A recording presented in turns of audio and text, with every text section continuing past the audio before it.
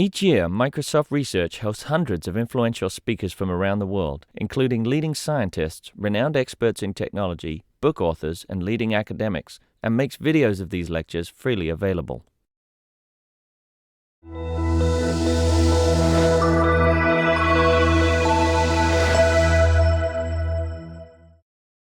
Hello, thank you all for coming. My name is Doug Thompson, and I'm a program manager on the Xbox platform team here at Microsoft.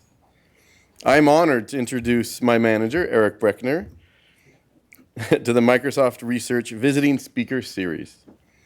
Eric's here to talk about his new book, Agile Project Management with Kanban. Now, Eric is not one to brag, so I will do it for him. Amazon has this as the #1 rated hot new release in software design and engineering. Kind of a big deal. Several years ago, Eric assembled a team for the engineering services in Xbox, and I was a proud member of that team. I was lucky to be on it. At the time, we were all using TFS, which is the Microsoft internal bug and work item tracking system, to manage our work and deliverables. Eric made a declaration once the team had kind of got into a groove and established our roles. He said, "You guys need to use Kanban. We must use Kanban to be better," because he'd found that it was such a success in his previous teams. It was a good thing we did that, because Kanban's Agile methodology would provide an awesome framework for us. We welcomed the change and found the migration from the Waterfall-like world that we had been in to Kanban to be natural and straightforward. We could really visualize our work on a day-to-day basis and see the emerging patterns easily. Our team broke free from the TFS and Kanban and Waterfall world and landed in an environment that allowed us to work efficiently and consistently to produce high-quality deliverables. All of that is great, but the thing I've appreciated the most about Kanban and what you're going to learn about today is its versatility and ability to mold around the team. Eric has a few Kanban boards in the team's hallway. You just walk down it. Each board runs differently, is managed differently, but they all have the same results. It adapts to the various personalities, since the whole point is to visualize your work. Some people want to get very granular with how they manage their stickies, as Eric is going to show you. Some people like to manage them at a high level. But it doesn't matter as long as everything is being tracked and followed accordingly. That's the beauty of Kanban. Each team member contributes to the Kanban. There's a whole sense of camaraderie and culture around it. There's a day-to-day conversation and openness that we have. There isn't a central Kanban boss, but there is a team mentality. So after using Kanban for a few years now, the thing that I can tell you that I appreciate the most is that our team not only delivers features at high quality, but I appreciate the shift in culture that Kanban has fostered. Kanban is awesome. And with that, it is a privilege and honor to welcome Eric Brechner up here to tell you all about it. Thank you, Doug. I'll pay you the $20 later. No, that was awesome. Thank you so much. And thank you all for coming out and letting me talk to you for a little while about this. Most talks, of course, have slide decks and things like that, or just a chair and someone talks. I'm going to do this a little differently. I'm going to actually create for you on the board a Kanban board, and I'm going to use it for this talk. Okay? So I'll just take you right through it. Now, some things you should know about me in advance that Doug didn't cover, but I'll cover them very quickly. So I've been a developer since I was a professional developer, paid for it since I was 15 years old. I've worked at many different companies, including soon will be my 20th anniversary here at Microsoft. All this kind of adds up to my receding hairline. But what I've had in common all of those years is I'm a little, as my wife can attest, a little OCD about how I do things.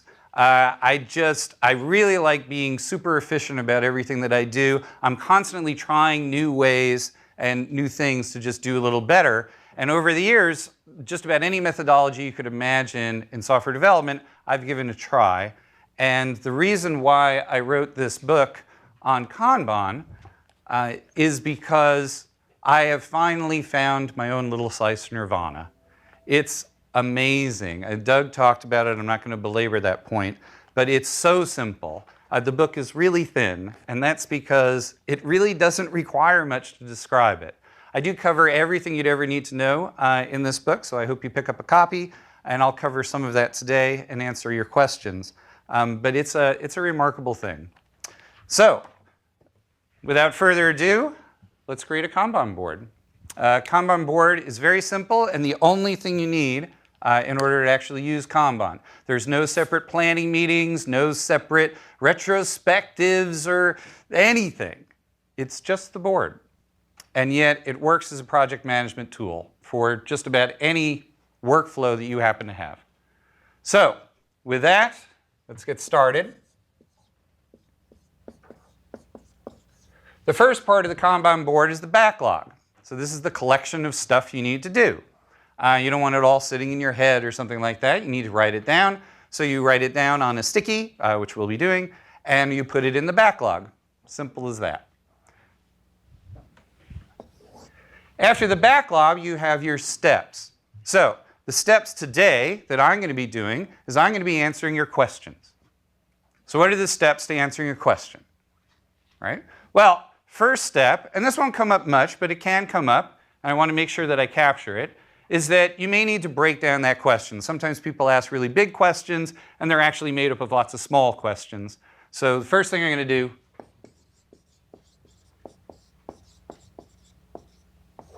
is break down the questions. So I'll have a breakdown. I'm not going to be using it much, but it's important to have it there. This comes up a lot more in software development. Often you have a feature that comes in, and it's big. It has lots of different pieces to it, so you really do need to break it down before you actually work on each piece. You break it down into tasks. Sometimes the features are very small. They don't get broken down at all, but a lot of the time you do. So it's important to have that step. The next step is, after breaking down the question, I'm going to answer it.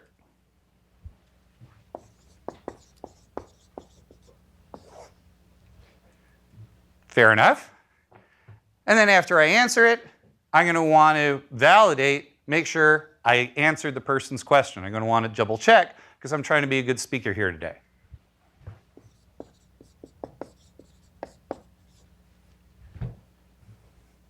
That's it. That's my Kanban board. It has just a couple more elements to it. I'll go over those elements and I'll start taking your questions. This really is this simple. Okay, so a couple of other elements. Each step has a, I'm working on it and I'm done with it. So there's two columns to each step. And that's important, and you'll see why as we kind of go through it, but that's a very important element of Kanban.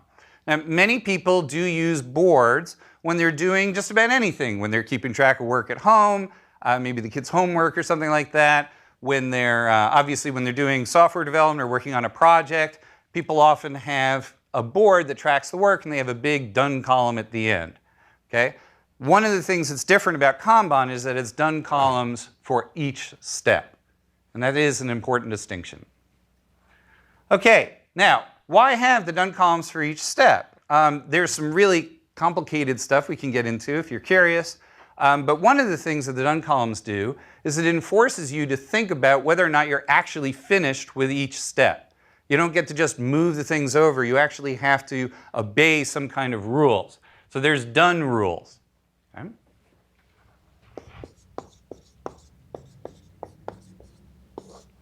So there's done rules for each step. All right? Now, just as an example, we've got my breakdown step.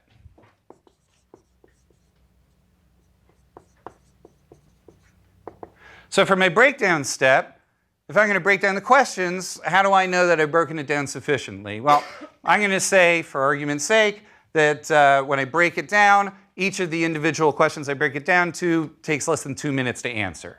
Right? That would be a nice small question.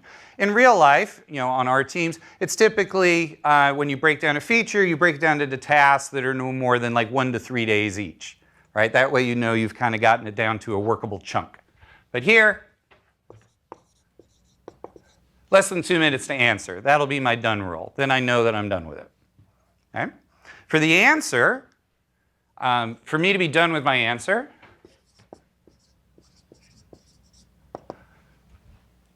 this is being recorded, I want to repeat the question and then answer it.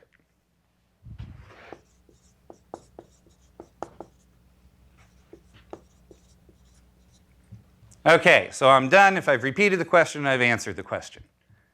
But of course, I may not have done a great job of that, so we'll want to validate it.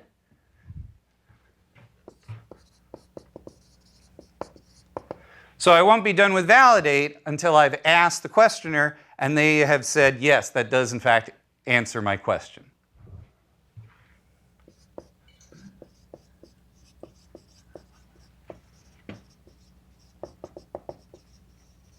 Okay, so there are my done rules. I've got a done rule for each one. Now, in software development, the done rules might be more like for breakdown, tasks are no more than 1 to 2 days. For implement, which would be the natural thing for answer, for implement, it would be the usual things you have for implementation. It's been code reviewed, it's been unit tested, it builds, it passes the basic check-in tests. Right? So those would be the done rules for implement. And then for validate, it might be we've pushed it out into production within a small ring, it's validated, nothing came up, it went maybe into a second ring, and now we think we're good to go, it's done. Okay? So it just depends on what you're doing. You can see the flexibility that Doug referred to. These done rules, they can be specified by your team. The steps, you can make them whatever steps make sense for what you're doing. If this is a list that you have at home, a lot of people use Kanban at home, believe it or not. Those done rules can be, like your list of honeydews, and the done rule is I checked with honey and she said it was good. Right? So whatever works for you, you can set those rules however you like, but the important thing is that there is a sense of done. This ensures that you have quality at every step, which is something that many other methods don't ensure. But it helps a lot in delivering value continuously to your customers, okay? Which is a key thing about Kanban. All right, now before I get into the very last element, there's only one other element, and then we're done. And I want this talk to last more than just 10 minutes or so. So before I get to that last element, any questions? Yes? I wanted to point out that another reason for having a done column is without it, you kind of have a push model, whereas with it, it's pull model, which is really, really helpful. Okay, so talk a little bit about pull. I realize it was more of a comment, but other questions? Yes? Schedule. So you talked about backlog, but you didn't talk about schedule yet and how that... Okay, schedule and probably estimation to go with that. Yes, cost. All right, schedule and estimation. Look, they're going to my backlog, right? That's just what you would expect? Yes? What about how teams transition from Scrum? Transition from Scrum. Could you add Scrum or Fall to that as well? Sure. And instead of saying transition, I have been told by people who love Scrum and everything that this is very similar and it's not a transition, so I'm going to go evolve. Okay, so evolve from Scrum. Yes? So physical versus digital. Online boards. Yes? If you have dependencies that are date-driven, how do you manage that? Date-driven. And also, there was a loaded question because there were dependencies in there. You're breaking down before you've left your backlog.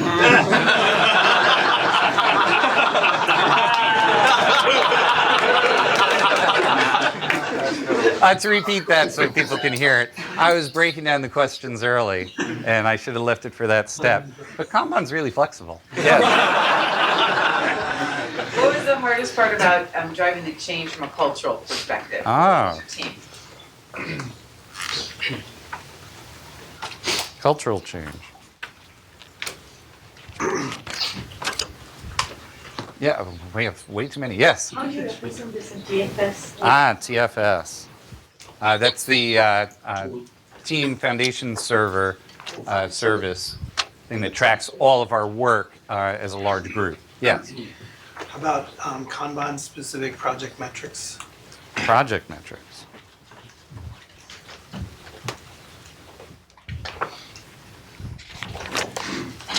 Yes. Could you talk a bit about sort of how branching models and publishing factor into this? Branching and publishing.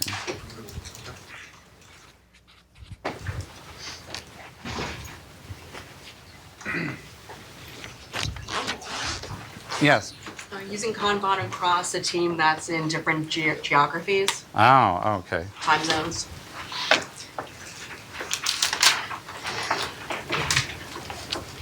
I'm gonna put that with the online boards because those two are related. Yes. Could you repeat the question, please? Oh, and I will repeat the questions, as I answer them coming up. That one was about how do you deal with teams spread across geographies? Yes.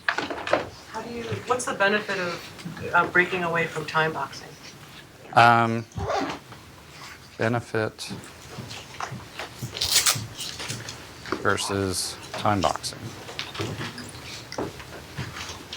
I hope I get to that one. That's a good one. Yes, in the back. That's you. One is scale, and the next one is management acceptance. Scale. And that's whole management chain. So scale of the methodology or just acceptance? Scaling to, I work in a team with a bunch of teams, which is within OSG. Scale to OSG. Yes, exactly. I'm within OSG too. Definitely can do it. Yes. How do you integrate threat modeling with this? Threat modeling.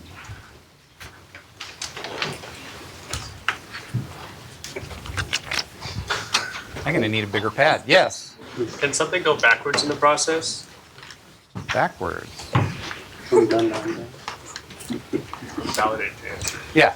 The best or perfect team size that this model can work with, and whether this applies to a one dev kind of team?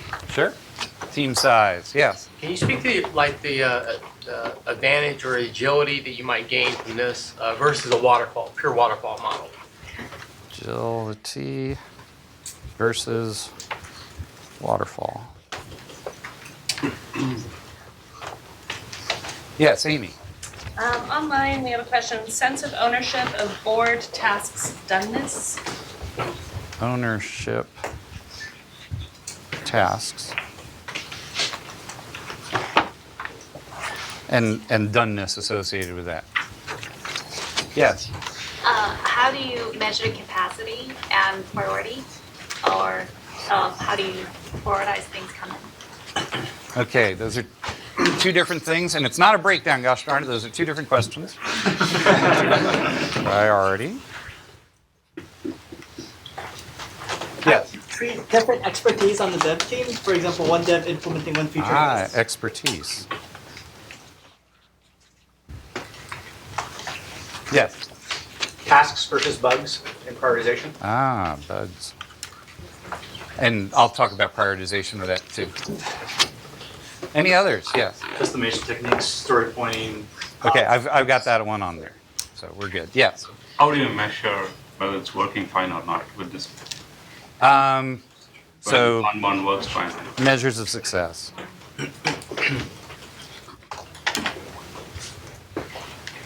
Okay. Any others for now? By the way, we can add more at any time, of course. Yes. Pipelines and orchestration of parallel work items. Oh, okay. So I'm going to call that swim lanes, if you don't mind.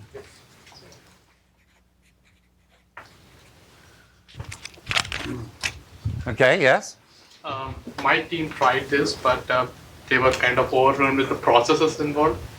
Any tips on how to not burden the team with the processes, but still have them do the task? Okay. So not. And if I could add to that a little bit, how would you prevent the board from becoming too flexible? Okay, so not burdening with process and too flexible. Yes. Sorry, when we should use Kanban and when we should not. Okay. Short answer to the second one. Okay, no. So the question was when not to use Kanban, or when to use it. So I'll just say when to use.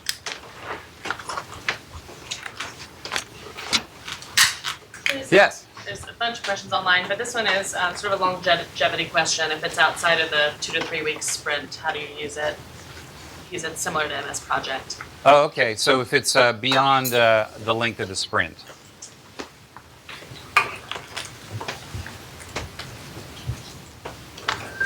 Okay, let me get to answering some of these, and then we'll keep moving on. I'm worried that it's so many that we're not going to get to talk much. Okay. Nonetheless, I will still take more and put them on the board. And I can also promise you that every question that people have asked, even the cultural change one, is actually answered in the book. It may not be, particularly to your liking or something like that. You want some more, but of course, I'm still around. You can ask me. I'm in the whatever that's called in Outlook, the address book. Okay, so I was going to get to what is the last element here, and there's a reason why I left it off. It's because the thing that's a little bit complicated for folks to understand, but it's what makes this project management. Everything up to here is visualization of work. Okay, there are some done rules. That's a little bit of project management.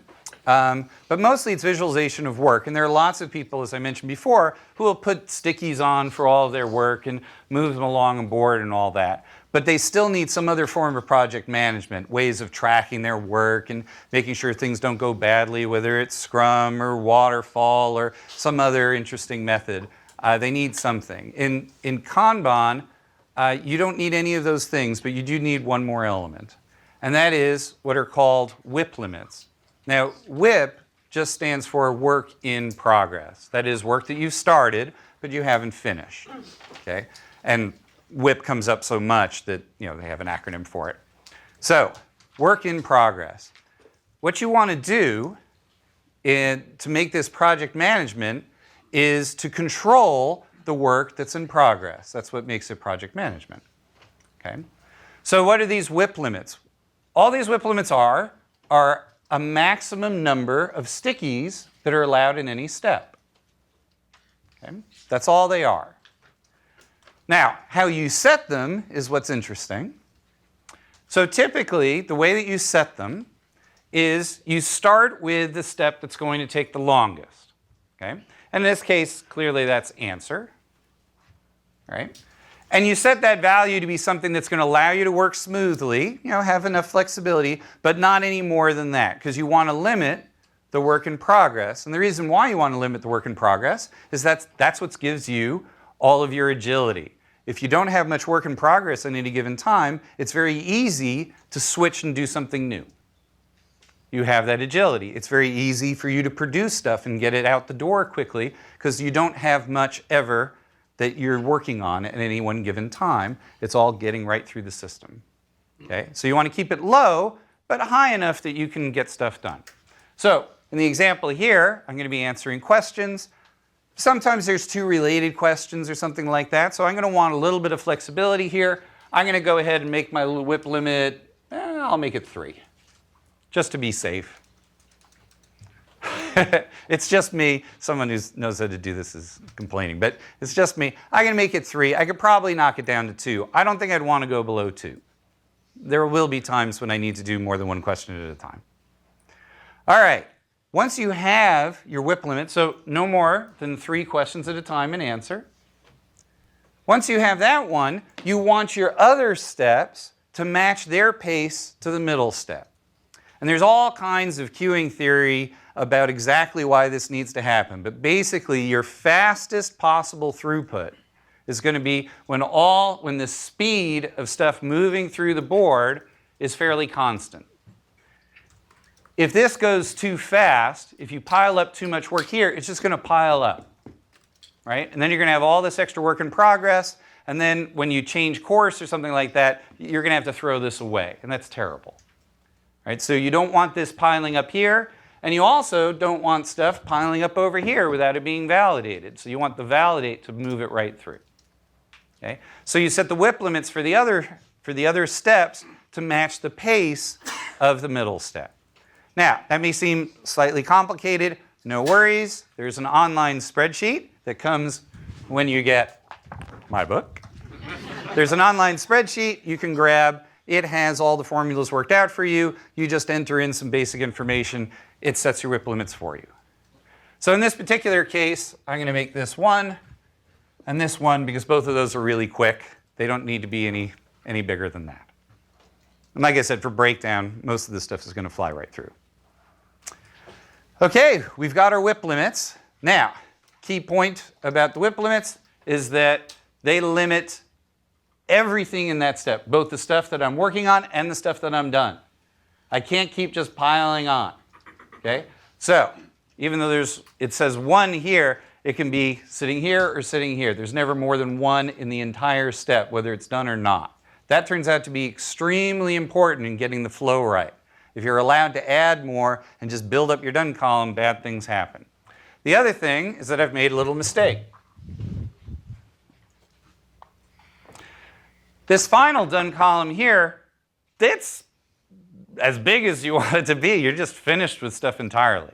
So that last WIP limit really just applies to the working on it. The final done column, that's basically infinite. And that's it. That's our entire board. Bill. Isn't there kind of a similar problem with your breakdown column? Because breaking down any question into another couple of questions is going to be bigger than 1. Okay, so the question, I'm going to answer it right away. And you can do that in Kanban. You get mail, you get little bugs, you get little things that are very quick to just do right away. You can do that. There are no Kanban police. There is no Kanban army. There are no Kanban zealots, hopefully. Okay? No one's going to beat you up for just making this work for your team. So I'll just answer that one right away. For the breakdown step, the 1 refers to the questions coming in. When they get broken down, and they get broken down, say, into 3 other questions, those are kind of clustered together as 1. But then as I answer them, they become individual. The flow remains the same and smooth. Okay, so let's start getting going. And we'll start with priority. Someone asked, how do you prioritize? Okay. It's a very straightforward thing in Kanban. We've got a backlog. We're going to order it. Now, I could spend a lot of time ordering all these different stickies, carefully putting them in some clever order, and then later on things change. In a few minutes people start complaining or asking about something else or something like that. That would be kind of a waste of time. So what I'm going to do is I'm going to kind of clump. I'm going to clump, and the thing that's most important is just what am I going to do next. Okay? So, in the middle of answering priority, let's see, we'll do capacities related to that, some project metrics. I'm going to move down a bit. Team size, geographies online. Dependencies, super important. Evolving from Scrum, I want to cover that. Measures of success. Expertise, put that with dependencies. Bugs. And put that with Scrum somewhere. I forget where it went. There, close enough. All right, close enough. Good enough for me to work with. You think, this is a little funny, right? I mean, can I just arbitrarily do that? In an actual team, what we do is we have a daily stand-up. It's, if you're familiar with Scrum, a lot of you have probably used that in Scrum. It's the daily Scrum. When I was doing Waterfall years ago, we still had a daily stand-up. We still met and talked about that day, what we're going to work on, all that sort of thing. So a lot of people are used to doing this. That's what we do every day. Every day, we get in front of the board. We talk about the backlog. We talk about priorities. We talk about any blocking issues, anything people need to discuss. What we don't have to talk about, unlike Scrum, is that we don't have to talk about what we did or what we're going to do next, because that information's right on the board. And you can move the stickies any time of day, whenever you like, okay? Because they're stickies. You just move them. So no big deal. So you just mostly focus on what are the issues of the day. One of the things that you're going to talk about, of course, is, okay, do we have the right priorities? Are there any new things that I need to add? Any new questions come up in my particular case, right? That sort of thing. So even though I was pretty rough here in just sorting just a little bit to get the priorities right for the order in which I'm going to answer these questions, I can change that any time, and you'll notice I will. That's because this serves me. I don't serve it. Okay? Likewise for your teams. So for the priority, we just put everything in priority order. Obviously, your customers, your stakeholders are going to have something to say about that. Whenever they do, we have stakeholders on our teams. They are pretty insistent that their stuff is the most important things in the world. No problem. We take them in front of the board, or we describe it to them, and we say, hey, where does yours fit in? And they can look at the board, and they can say, you know what? The kernel fix is more important than what I'm doing. But I think it's more important than this. Can I put it here? And we'll say, sure, that sounds good. Or we'll say, actually, this is this. And then like, we have a discussion. It's not terribly complicated. It's very visual.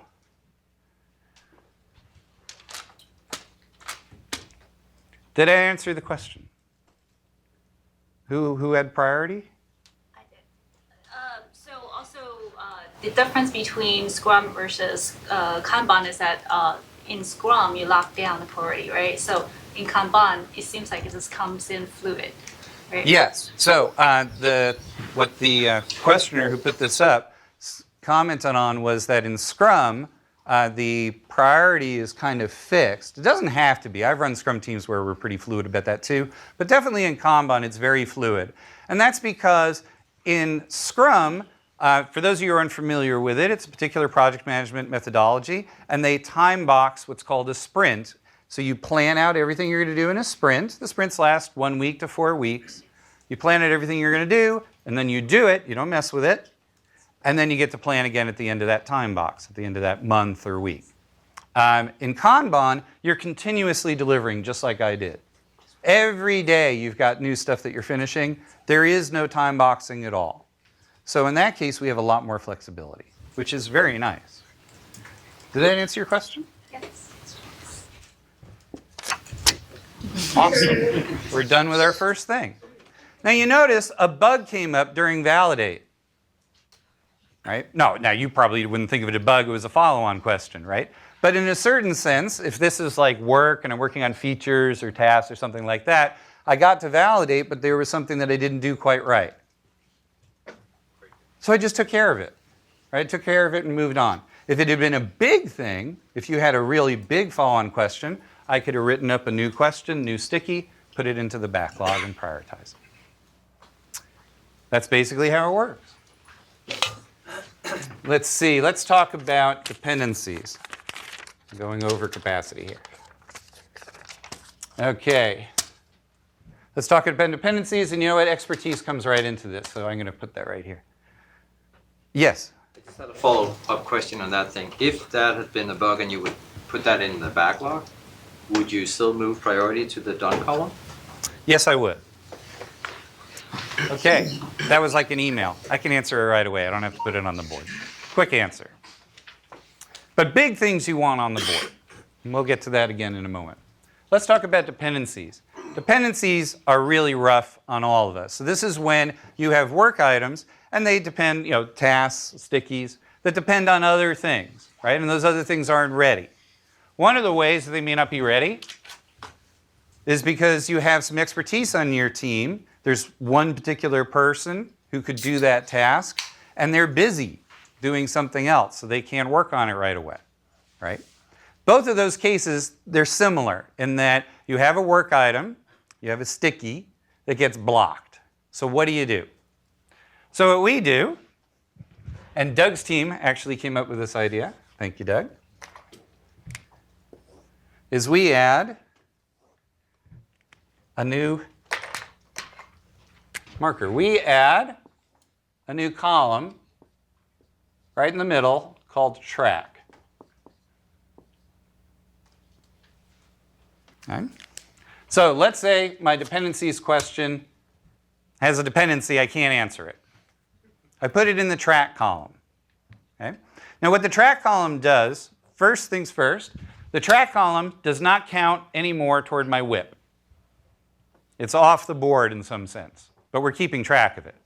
Because we can't work on it right now. We have to wait for that dependency to free up, or in the case of the expertise, we have to wait for that person to become available. Right? So it sits here in the track column, and it's right there on the board. So at our daily stand-up, one of the things we do is we talk about the items in the track column. How are they doing? Is it ready yet? Is it going to be ready soon? Is it next week? When is it? Oh, it's ready now. Fantastic. Okay? It's unblocked. Wonderful. When it's unblocked, goes back. Now we can work on it. Now, if we were at our WIP limit, if we already had, in this case, 3 stickies filling up these areas, then it obviously couldn't move right away. But as soon as that got freed up, it would be at the top of the list. The reason why it's at the top of the list is that it's already higher priority. That's how it got into the board in the first place. It's the top priority. We just couldn't work on it right away. So we just put it right at the top. Instead of pulling from the left, we just put it right there. Yes? How does this work with bigger, fatter interteam dependencies? So bigger, fatter, intertwined dependencies. Interteam. So I've got some other team and it's going to take them quite a while to do this thing that I'd like to be working on. Right, right. Yeah, this is exactly what I'm talking about. So in that case, this guy would sit right there and track until that team was ready and it delivered it. Now, if it was a big deal and it was going to be 6 months or something like that, that's what project planning is about. That's when you're really thinking about how you're ordering your backlog, all the usual coordination that you would do regardless of what project management technique you were using. You would have some conversation about how we would time it, right? But if it's, yeah, the priority's right and it moves through the board, but they're not ready yet, then we put it in the track and we track it every day. If we say, oh, it's going to be next week, we'll just leave it there and not talk about it as much, but the next week we'd talk about it. Yes?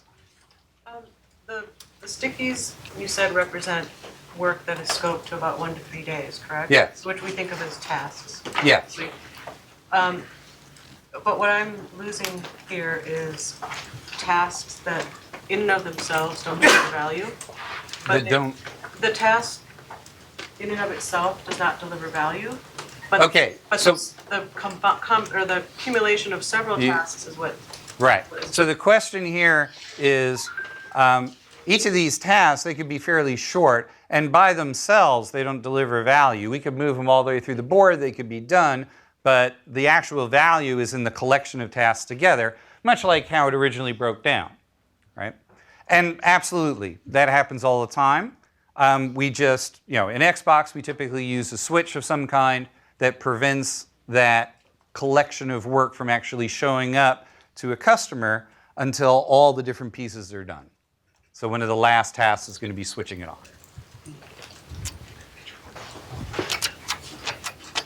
Did I answer the question about dependencies? Mm-hmm. No objection? Moving on.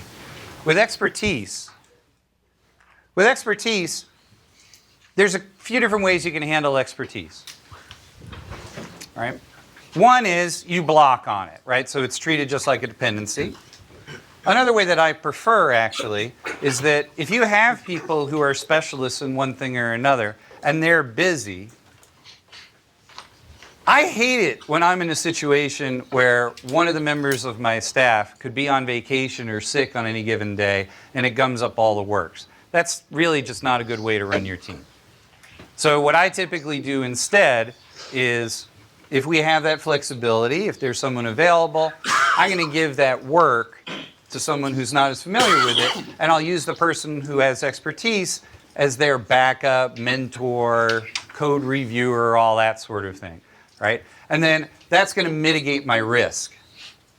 Now, I'm not going to do that for everything. There are some tasks that they're big things. They really do belong to one person. That makes total sense. They should own it. But, for some items, you really don't want to put yourself in a situation in which, you're just going to be stuck.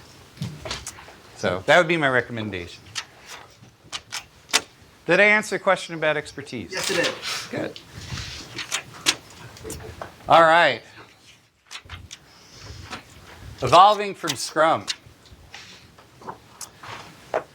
So, Scrum, for those of you not familiar, I mentioned a little earlier, Scrum has these ideas of time boxes, and there was a time boxing question here as well. I'll just move it through when I'm done. So, Scrum has this idea of 1 to 4 weeks. You just focus on a set of work that you plan in advance, and at the end of it, you ship it. So using Kanban, going from Scrum to Kanban is actually pretty simple. You probably already have a board. You're already working on things and moving them all the way through. You already have a definition of done. You've got a lot of you got a daily stand-up, right? You've got a lot of the elements of Kanban already. So it's really not that much of a stretch. All you do is put your steps up on the board, if you don't have them already.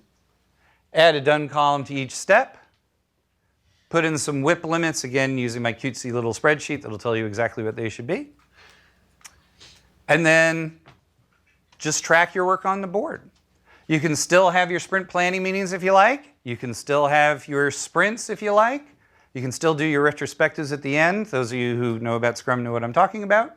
You can do all those things. It's all good. It works pretty much the same. This is what I did when I first started using Kanban. I took 2 of my Scrum teams. They switched over to using Kanban. They worked exactly the same as they did before for a while. After a while, they got really good at Kanban. They got comfortable with it. It made sense. They had adjusted their WIP limits a little bit to match the individuals on their team. Just move them up and down just a little bit, fine-tune it. And after a while, they realized that they didn't need the planning meetings anymore because it was continuous.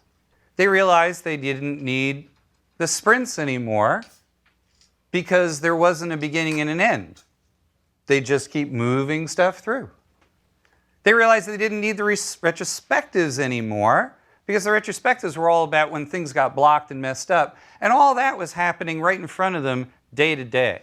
They could see it on the Kanban board because one of the things that the WIP limits do is that they enable you to see any time work is blocked. If the validate step is taking too long and just sitting there, eventually all these answers are going to be in the done place and they'll be stuck because the validate's taking a long time, right? You don't need a retrospective to notice something's wrong. You'll notice it right then. You don't have to wait till the end of the month. And this is true for just about everything that goes wrong on a team except for major things like, hey, are we going to have a brand new change in direction? Or, hey, there's a personality problem between these 2 people and we really need to talk about it or whatever else.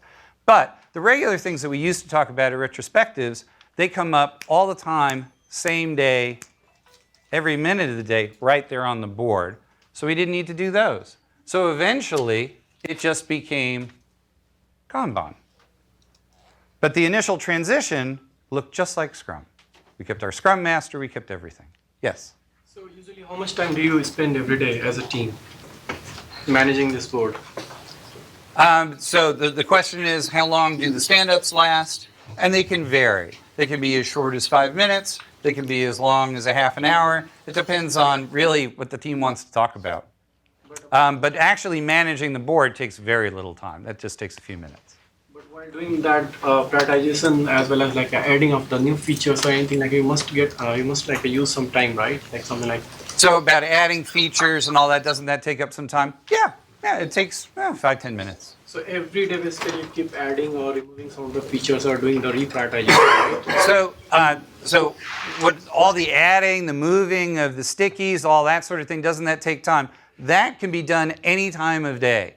All the movement around and the juggling of the stickies, that can be done any time of day. Now, you put your own life at risk if you start changing the priorities all by yourself without consulting with your friends, but that can be done at any time. So it really doesn't take, the stand-up doesn't need to take much time at all. And stand-ups, now, for my teams, we range 3 to 10 people-ish, right? So for that number of people, it doesn't take very long. But Kanban has been run with its teams as large as 75. And it still takes less than 15 minutes. Because again, not everyone's talking about what they did or what they're doing next. You only talk about blocking issues. And those blocking issues are really evident on the board. Do you have a question? I was hoping you could talk about deployments, and if you have an ops team doing deployments, if you're not set up to do continuous deployment production, you kind of have to, we use a sprint. I've got it on the board, I got it. So this is about publishing and stuff like that, and deployments. I've got that one, yes. So regarding Scrum, traditionally there's like a sprint planning session where the items are decomposed, the team talks about what they are, design review session, whatever. Are those meetings still held, or when is those conversations taking place? Okay, so the question, again, going back to Scrum, which we're in the middle of answering, I'll take care of it immediately, was about when do you do all the stuff that you typically do during sprint planning, like breaking down features into tasks and planning out who's going to do what and all that sort of thing. The breaking down into tasks, that's the breakdown step, so it'll just happen continuously every day. Doesn't have to happen in some special planning session. The assignment also happens continuously every day. Who's ever available takes the next sticky. If they can't take it because they're not prepared to take it, something like that, then we have that expertise issue that we were talking about earlier. Yes? During stand-up session, are you taking notes and sending them to the team? Or Kanban board is the only artifact which is... So the question was, during the stand-up, are you taking notes and sending them to the team, or is the board the only artifact? The board is pretty much the only artifact. The only time we're sending notes beyond the team is when we finish something big and we want to show off, which happens a lot. Yes? So in Scrum, you have an idea of like when you would be able to deliver a particular thing because it's either in this sprint or not. That's about estimation and planning, about when things will happen. I will get to that. Yes? What do you do when you have an excessively large backlog? What do you do about an excessively large backlog? You don't sweat it. You don't sweat it. Everybody has an excessively large backlog. They may not realize it, but they do.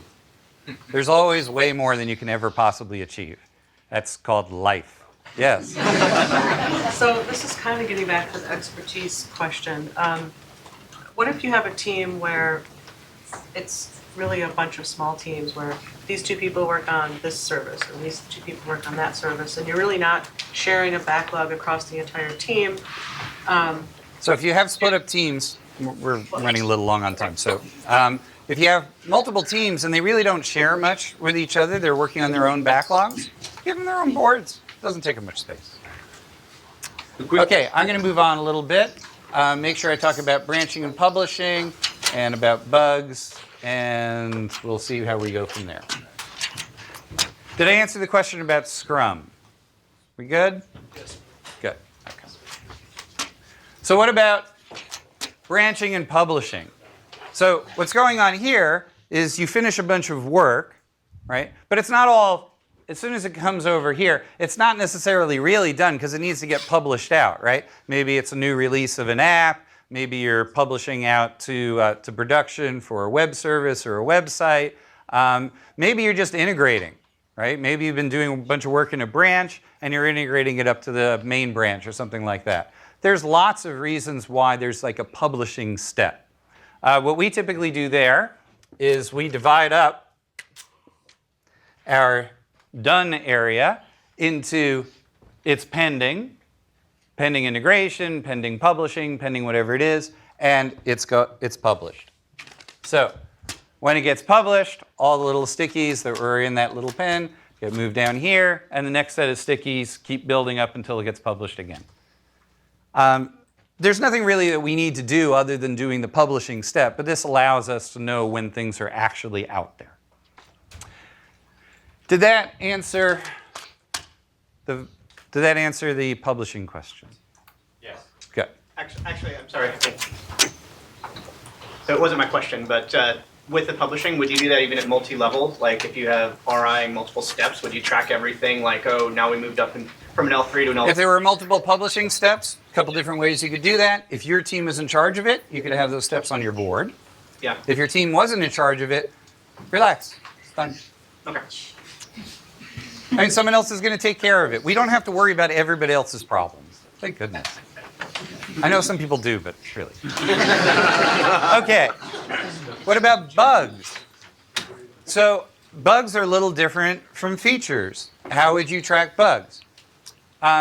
So there's a couple different ways to do this. One, if it's a teeny weeny bug, we've already been through this. If it's a small bug, you can take care of it right away. Just take care of it. No big deal. It's just a little bit of noise. You fix it, you take care of it, done. Okay? But there are also bugs that are really big. And they're going to require some design work, and they're going to be broken down into pieces, and they're going to have multiple tasks associated with them. They're going to need to be implemented and validated and all that. In that case, they're yet another task. You write them on the sticky, you put them in the backlog, prioritize it accordingly, you push it through.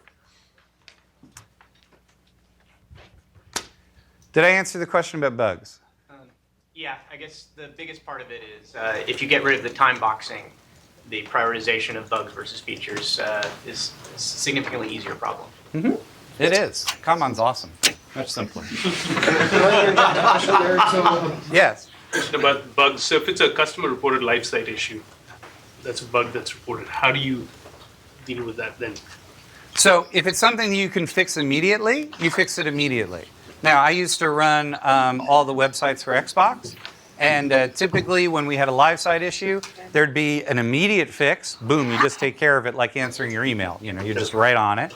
But that patches it, but it doesn't fix the underlying fundamental problem. So we fix it right away. We create a sticky for the underlying problem. We put it through. That was my question. Cool.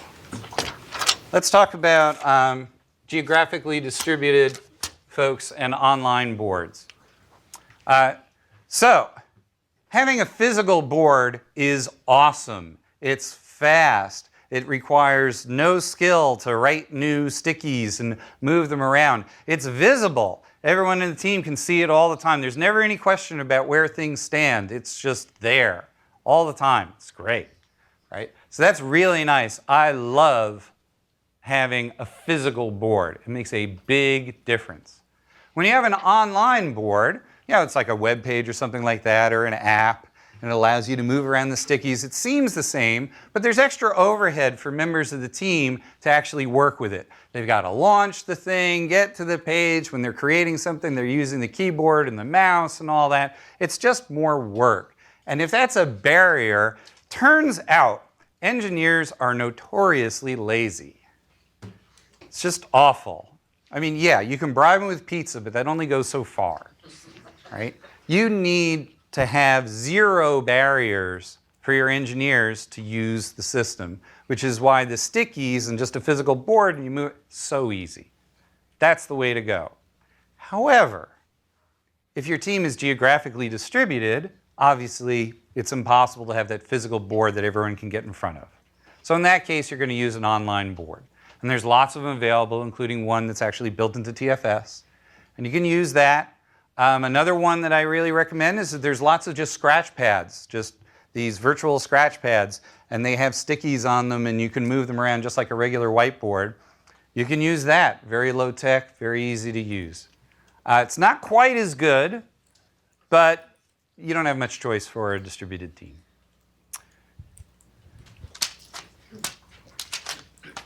Did I answer the online boards question? Can I ask a quick question? Sure. Have you used the one in Visual Studio Online, the Kanban board there? So what about the online Kanban board for Visual Studio Online? I have played with it. It's missing the done columns for each step. I have talked to them about this. I told them, I wrote this book, and there's a problem with your board. And they said, oh, shoot, we'll fix that. So in the next release of TFS, which is, I think, coming out this spring, that will be fixed. So, excuse me. Yeah. So is there like Kanban template which is there with VSO or? Yeah, it's built in, and the information about it's online. Okay. Yes. From the geography point, I'm still kind of curious about, aside from the visual representation using an online board, the time aspect of it, because when you're all in one place, you can go and meet, for that stand-up meeting for a few minutes, everyone kind of sees what's going on. But if folks... I have never heard, so the question has to do with what about timing? Now we've got an online board, but what about timing for the daily stand-up kind of thing? Just a few minutes, but nonetheless, it's problematic when people are time shifted, right?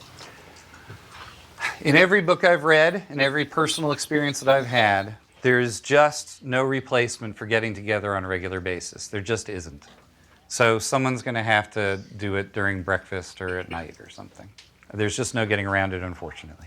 Yes? This is going to sound like a joke question, but I'm actually serious. Is the team that is implementing the online Kanban board using an online Kanban board? I do not know. I'll have to ask them. That's a great question. I have no idea. If I were them and they were all situated nearby, I'd be using a physical board. Okay, let's see. When to use ownership of tasks. I want to get to the one that had to do with big groups. Okay, I don't want to talk to that. Scale to, here it is. Scale to OSG. Before I get to that one, benefits versus time boxing. Since we talked about Scrum before, the biggest benefit relative to time boxing is that since you're delivering value continuously every day, all those problems that you have with synchronizing with other teams, right? Because your sprint length, whether it's a week or 4 weeks, whatever it happens to be, may not match up with your customers, with your partner teams, your upstream and downstream partners, all that sort of thing. Bringing in your customer for the demo at the end of the month. Maybe they're busy that month. Maybe they want to reschedule. Maybe there's all this extra stuff around that length of time. And also, if something big changes right in the middle of your sprint, now you're stuck, right? Either you completely blow up your sprint or that you just have to wait. None of that happens with Kanban. Kanban doesn't have any time boxing whatsoever. You can give demos to your customer any day you like. And you should, because it's great to get customer feedback. But you could do it every day. You could do it on their schedule rather than on yours. After all, they're the customer. You should be accommodating to them, right? All those problems go away. One of the great things that happened just with Xbox, one of the things we had to do in order to start shipping once every month, which is what Xbox does these days. You get an update to your Xbox One every month. The website gets updated every day. One of the big issues of getting to do that every month is that we had to synchronize every team's shipping schedule, every team's sprint, whatever methodology they were using. For my team, that was nothing happened. We were good. We could fit with anyone because we ship all the time. Yeah. So without the sort of sprint cadence then, how do you answer the question if someone says, I need you to do this thing, when will it be done? Right, so there was the estimates thing here somewhere. Up. There it is. Thanks, okay. Did that answer the time boxing question? Just one minor clarification. Like, the time boxing feels like it provides you a little bit of a focus at the end of the sprint, and then like if things have gotten unstable, it's a chance to kind of reset and try not to do that again. How do you not just sort of devolve into we've just touched too many things and okay, so the question is about one of the nice things about the time boxes is that you kind of create some churn in the system, and the time box gives you a chance to kind of get settled at the end of the sprint and make sure that all the bugs are out of the system and you're nice and stable. And the answer to that is, with Kanban, because there are done rules at every step, because you can't move from here to here, because the done rules are right on the board. Everyone sees them all the time. Because you can't move along, you don't build up bugs, technical debt, all that sort of thing. If you do have one, by all means, write it on a sticky, put it on the board, drive through, clean up that technical debt. But it just doesn't build up. We've now been running Kanban for 4 years, actually 3 years, I guess, on my current team, that Doug's the PM for one of my teams. We've been running that now for 3 years. We have never had that issue, ever. Kanban's awesome. Okay, did that answer the question? just final comment. People do say the same about Scrum though. Like that just doesn't happen. We do see it. People say lots of things about Scrum. I love Scrum. I used Scrum for 8 years. I'm never going back. It was great, but I found something better. Okay. Eric, can I give you a 4-minute warning? 4-minute warning, thank you. And these two are the most important outlying questions, so I'll make sure I'll get through these. Scale to OSG. OSG, for those of you who don't know, is the operating systems group. It consists of only about 13,000 engineers and other folks working on the operating systems. Xbox is one of the groups. There's also Windows Phone, obviously Windows Client. It's a big group. And how do we fit into that group? Well, the way that OSG tracks work is in TFS, which we've mentioned a few times. That tracks all our work items as well as all of our bugs. It's a great system. It's hierarchical. So you can have a work item that's like ship phone. And then it can have lots of children.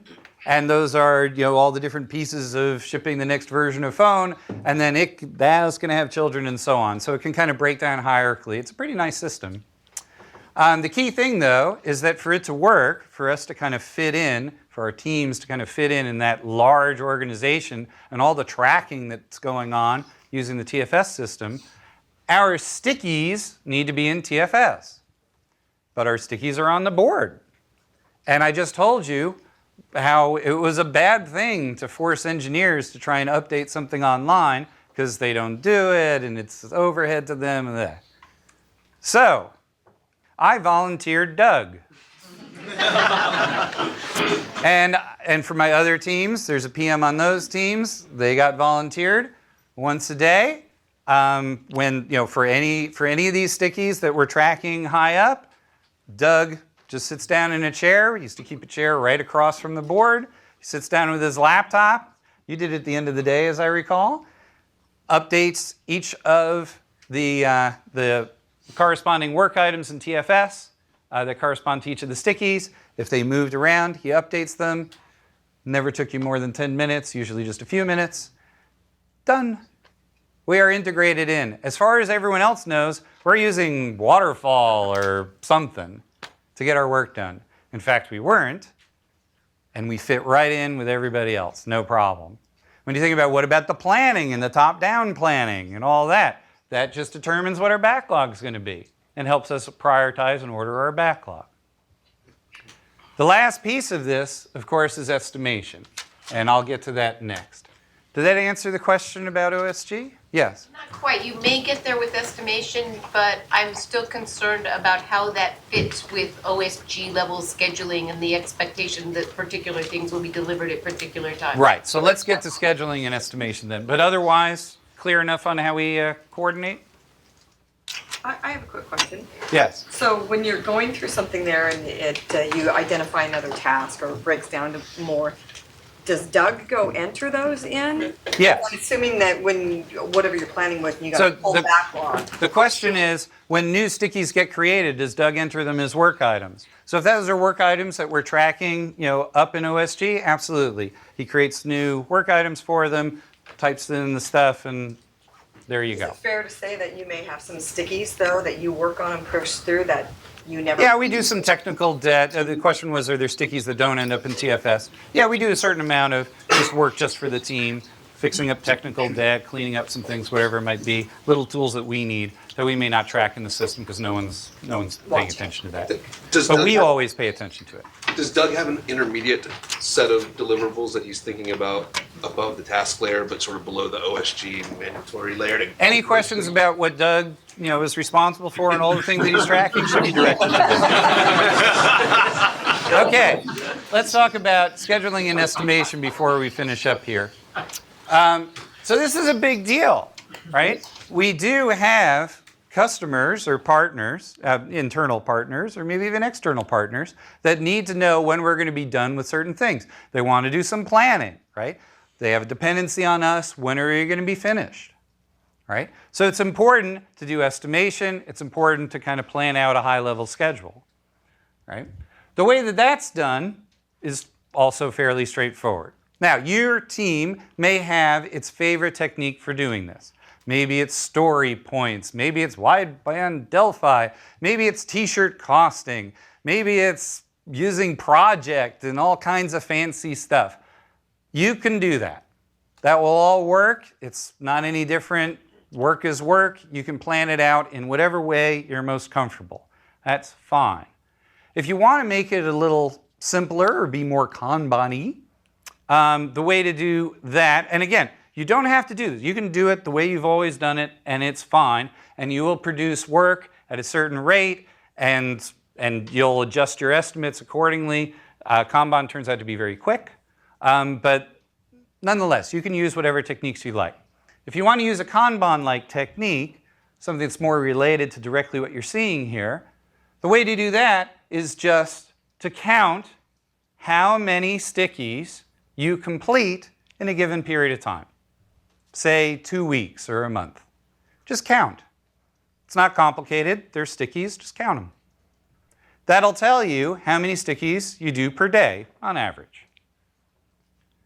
Then you count up how many stickies you have, in priority order, right? How many stickies you have that are going to go through that system. Now, those are going to be broken down. So there is an estimation step, but the estimation step is one that's very intuitive. The estimation step is, hey, if we were to break this down, how many stickies do you think we'd get? Right? Which is a very intuitive thing. People can figure that out pretty easily. They'll make a guess. Now, it may not be perfectly accurate, but estimation never is. They'll make that guess. You can write it down right on the sticky and compare and contrast when we actually break it down. You take the total number of task stickies that you think are going to come out the other end. You multiply that by how long it takes for each sticky. You have your estimates. Again, in the absolutely free to you if you buy my book, there's spreadsheets that do this for you. You put in all your things, you estimate how many tasks each of them are going to be, you put in your rates that you get from this, or it calculates it for you, boom, it'll give you dates. Because it's just not that complicated, actually. And then you can do all the scheduling stuff that you like. Okay? Did I answer the question? Great. Ooh. How are we doing, Amy? Do I have time for one more? We're good. Nope, I think we better. All right, we've covered all the important stuff. Everything else, including the answers to the remaining questions, are in this book. There's even a quick start guide, a troubleshooting guide, rude Q&As, checklists. Oh, it's the best. Get yours today. Thank you so much for your time.